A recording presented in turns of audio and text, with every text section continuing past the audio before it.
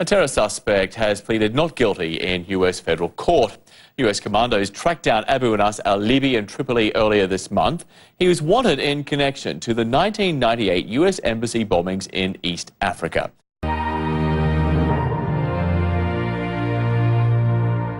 According to court papers filed in 2000, al-Libi provided surveillance of the Nairobi embassy for al-Qaeda. He was one of 21 suspects named in the attack, which killed more than 200 people. But it's what al-Libi knows about al-Qaeda's current operations that government officials are most interested in. After the U.S. military took him into custody on the streets of Tripoli on October 5th, al-Libi spent 10 days aboard a naval ship at sea, where he was questioned without an attorney present. That drew complaints from the Federal Defender's Office, appointed to represent him.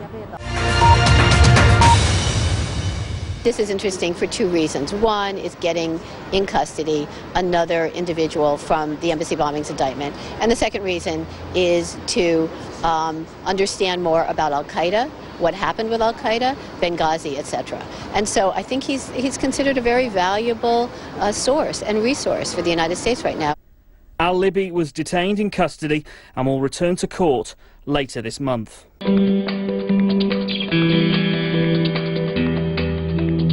He was brought to the US last week from a warship in the Mediterranean when his health deteriorated after he refused food and water. 10 days ago, he was snatched from Libyan soil by special forces after he was located in Tripoli. This sparked protests and the brief kidnapping of the Libyan Prime Minister by those who resented the infringement of their sovereignty. Some placards at the protests read, "We don't want a Libyan Karzai," a reference to the Western-backed Afghan leader.